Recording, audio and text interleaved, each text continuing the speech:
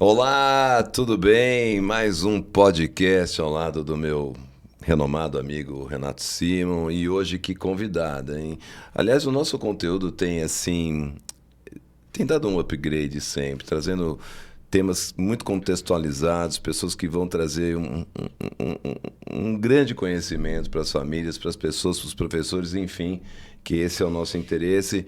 Prestigiem o nosso podcast, né? O EduLofts Podcast, o Natação Criativa, @Eduardo Lopes JR, o meu Instagram. Tem o canal Eduardo Lopes JR do YouTube, que eu tenho uns curta-metragens, algumas outras situações que eu trabalhei na área da comunicação. Mas vamos entrar num assunto que é a nossa convidada, Renata Pereira Lima, antropóloga com foco em comunicação empática. E agora você dá o seu recado e vamos contextualizar a pergunta para a nossa convidada de hoje, tá bom? Eduardo, muito obrigado pela sua presença, mais uma vez juntando os dois podcasts ali. Então, agradecer quem está em casa acompanhando pelo YouTube, pelo Spotify, quem acompanha a gente pelo canal do Instagram, Natação Criativa, com mais de 90 mil membros, quem faz os cursos pela plataforma Educar, quem adquire os produtos pedagógicos pela loja virtual. E queria agradecer muito a presença de Renata Lima, né? Hoje é um assunto muito legal, como falar para o seu filho ouvir e como ouvir para o seu filho falar. Essa é boa. Essa pergunta vale muitos milhões de dólares, né? E olha que vou te dizer mais, hein? Duvido alguém não ter interesse nesse tema e o que você traz de conteúdo e informação sobre ele. Vamos lá, vamos ouvir atentamente. Acho que vocês prestem atenção, hein? Brincadeira. Fala, Eu Renata. queria que você começasse, Renata, falando como eu vou comunicar com meu filho, né? Que tem aquele quase um cabo de guerra, né? Um puxa daqui, outro puxa de lá, mas você faz eu acho que uma associação muito legal com o tênis, com o frescobol, para a gente poder fazer uma comunicação mais assertiva. Sim. Eu sou suspeita porque eu jogo tênis, né? E muito bem. E o Edu também sabe. Quando a gente joga tênis, a gente tem um adversário do outro lado. A gente tem que procurar o espaço onde o adversário não está, dificultar a vida dele e matar o ponto, né? No frescobol, não. Raquetinha de praia, não é beach tênis, hein? No frescobol, a gente tem que jogar a bola na mão do parceiro. Quanto mais na mão for essa bola, mais ela vai voltar na minha mão. E o legal é isso, né? É ficar nesse bate-bola. Buscar bolinha ninguém quer, né? Lá longe. Verdade. E a conversa é um pouco disso, né? Quando a gente começa a entrar nesse mundo das conversas empáticas, que a gente vai falar um pouquinho mais aqui, é um pouco colocar a bola na mão do outro para devolver para mim e ter uma troca. Não é a gente chegar e falar para o filho, faz assim porque eu estou mandando, ou você também, isso é jeito de fazer. São conversas que fecham, né? São falas que fecham a conversa. E o que a gente busca é abrir uma conversa. Claro que respeito, a autoridade dos pais, tudo isso tem que continuar, né? Faz parte de um pacote de valores, mas a gente não precisa mais ser autoritário para conseguir as coisas, né? Tem uns outros jeitos de falar, que é essa linguagem nova. Eu acho que às vezes eu brinco que eu sou uma professora de idiomas, né? Esse idioma da empatia que aos poucos vai entrando na nossa vida dentro de casa, e o legal é que ele transborda para outras relações, né? Relações de trabalho, relações com o cônjuge. Não são só os filhos que se beneficiam disso. Então, eu acho que é um jeito de falar bacana e que tem que treinar. Assim como o tênis, assim como a natação, né? Adoraria ter uma pílula, né, que a gente engole e já sai falando. Mas não é fácil. Mas, Renata, aproveitando todo esse conteúdo que você já apresentou para nós, como que surgiu esse tema na tua vida? Sim. Porque a tua formação é mestrado em marketing, é antropóloga, e de repente você se vê envolvida nesse tema. Sim. Surgiu como? Por uma necessidade sua, individual? Então, eu sou administradora com mestrado em antropologia. E aí a vida foi puxando para esses temas mais humanos. Eu já trabalhava com marketing, com pessoas, marcas. E tenho 2 filhos, né? E já estava preocupada como é que estava o clima da minha casa. Fui fazer um curso de comunicação não violenta. E no final do curso, a instrutora falou sobre um livro. E ela falou assim, que o livro chamava Como Falar para o Seu Filho Ouvir e Como Ouvir para o Seu Filho Falar. Edu e Renato, parecia que alguém tinha atirado um tijolo na minha cabeça. Sabe aquela cena de desenho animado que você fala assim, eu preciso desse livro. É exatamente isso que eu preciso. Fui atrás do livro.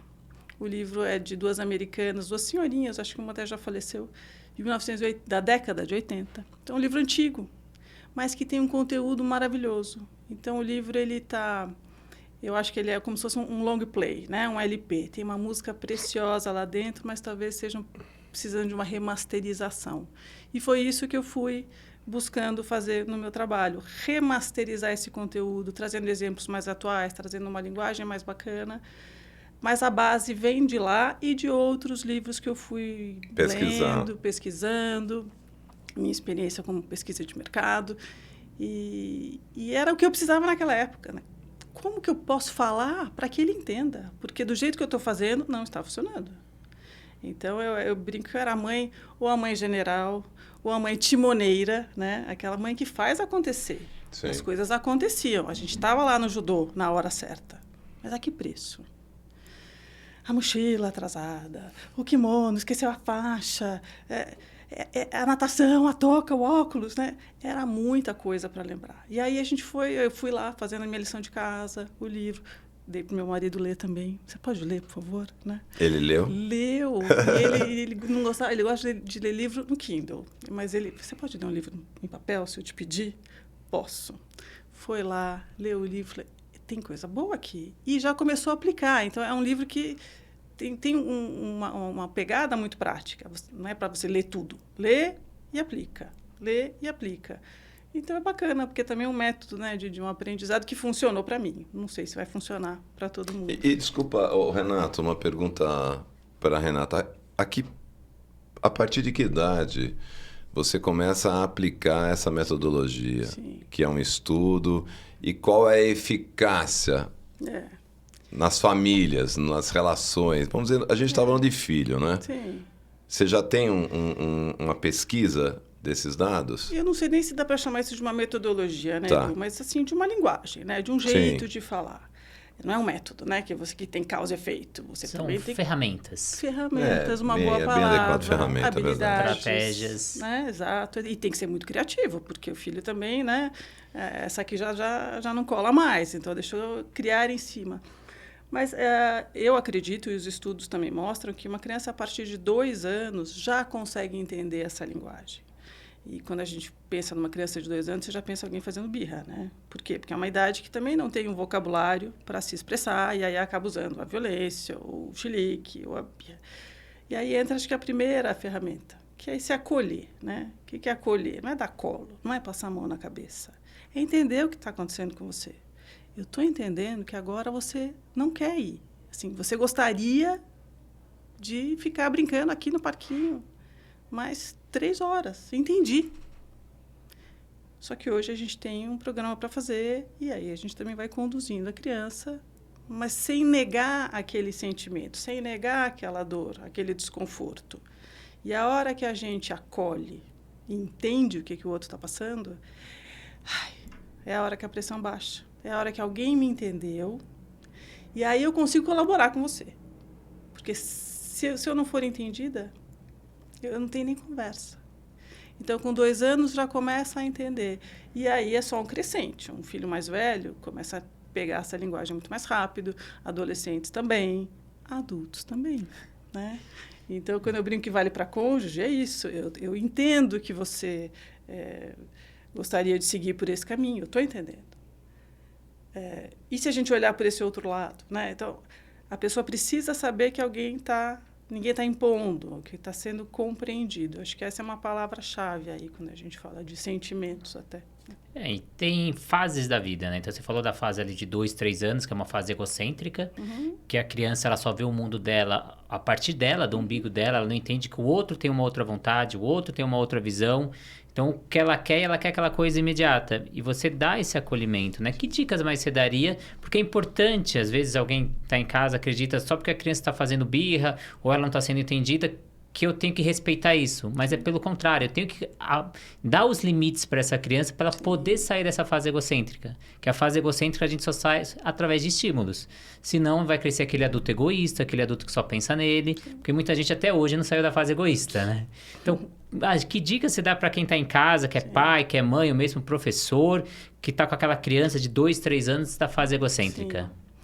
Olha, eu acho que o humor é sempre uma super ferramenta, principalmente para criança pequena.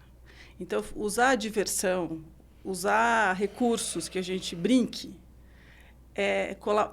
a colaboração deles vai vir muito mais facilidade.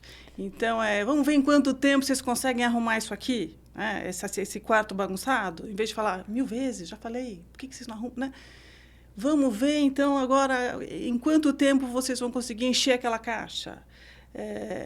Ou fazer um objeto falar, né? Essa meia, não estou conseguindo, né? Fingir que você é uma meia falante, aí a criança começa a colaborar, porque você entrou numa brincadeira e você fez aquele objeto falar e ela responde, não, meia, você tem que ir para o pé errado, né? Ou, muitas vezes, quando a gente atende o desejo do filho, só que na fantasia. Aquele filho dando chilique que acabou miojo. E você fala, bom, mas eu adulto vou apelar para a lógica, né? Mas que parte do não tem, você não está entendendo, né? E a gente fica nesse embate de acabou, não tem. Quando a gente fala, adoraria, nossa, como eu queria que tivesse uma plantação de miojo aqui em casa. Já pensou se aquela árvore ali desse miojo? Ou se um drone entrasse pela janela agora e soltasse um pacote de miojo aqui, um no colo de cada um. É uma coisa que pode virar o jogo. Puxa, e aí a criança embarca nessa fantasia. Aí é mesmo, mãe, já pensou? Ia ser demais. Ia ser demais porque ele ia chegar... Então, a gente dá uma corda para um assunto. E não é que a gente desvia do assunto, né? Mas a gente também... Eu entendi o que você queria. Eu também gostaria que tivesse, mas de uma forma lúdica a gente vai mudando esse assunto e trazendo a realidade para essa criança. A gente está falando aí, Renato, como você citou para a Renata, a criança egocêntrica de 2, 3 anos. A gente está aí, dentro desse feedback que você passou para nós, a gente está estendendo essa, não metodologia, mas essa ferramenta, essa empatia, né, que você... É uma troca, acaba sendo uma troca que... E no próximo módulo, né, nós vamos explorar, vamos subir um pouco, vamos subir os adolescentes, depois a gente entra na família, enfim, nas relações. Mas a minha pergunta é o seguinte... No que você passou para mim agora, no meu entendimento, é que já tem uma criança que já tem um entendimento do que é um drone, do que é uma plantação. Eu estou saindo já de uma criança de 2, 3 anos, que é uma ferramenta mais afetiva, né? Não colo, mas uma barganha mais inicial, e entrando numa ferramenta um pouco mais... compartilhada de entendimento, que é uma criança aí, a gente está falando de 4, 5 anos, 6 anos, a gente chega a falar nisso, nesse feedback, ou não? Olha, eu acho que a gente vai adaptando esse vocabulário, né, ao que a criança consegue entender, né? Se drone não é um helicóptero, entendi, isso, né? Enfim, isso. Super adaptável. Eu acho que essa é a parte dessa linguagem que é bacana, que a gente usa também o nosso jeito de falar. Então, não tem um jeito só. Então, no começo a gente se acha meio estranho, né? Ai, nossa, falar assim, estou me sentindo esquisita. Mas depois a gente começa a ver, isso eu consigo. Eu vou dando o meu toque, o meu jeito, os meus exemplos, as minhas brincadeiras. E se essa mãe, se esse pai não se sentir espontâneo e natural, vai ficar estranho mesmo. Está bem contextualizado com a tua natação criativa, sim, né? A gente utiliza muito na natação, se faz de conta, essa imaginação. Então, a criança aprende... Por esses jogos, por essas brincadeiras, e até ela começa a entender os limites, saber as regras, porque no mundo da imaginação não existe a coação, não existem as regras impostas pelo adulto, né? E pode ver que toda criança, a primeira vez que ela faz a coisa errada, a primeira coisa que ela fala, tô brincando. Porque na brincadeira vale, na brincadeira eu posso ir além. Se colocar 2 crianças para brincar, a primeira coisa que eles gostam de fazer é imitar o adulto, aí vai fazer a escolinha. Geralmente, quem é o aluno vai fazer tudo de errado para ver se a professora vai chamar a atenção, porque ele precisa desse limite. É a necessidade de ter esse limite e nada melhor do que utilizar o lúdico, né? Sim. Mas Meu amigo Eduardo, já encerrando aqui o nosso primeiro capítulo, né? Nossa, e vem coisa boa por aí. O nosso assunto é muito grande, a gente resolveu fechar por partes aí. E qual que vai ser a segunda parte aí que a gente vai falar sobre o quê? Eu queria falar de estender... Vamos falar do adolescente. A gente falou da criança egoísta, egocêntrica. E Renata, e quando não foi feito essa nova linguagem, esse novo entendimento com a criança, a gente já pega uma criança adolescente que falam aborrecente num estágio quase sem solução. Então, tema do nosso segundo episódio aí. Então, eu queria agradecer para quem está em casa, quem ainda não segue o YouTube ou as redes sociais da Natação Criativa ou do Edu Lopes, façam. Um abraço. É isso aí? Fechou.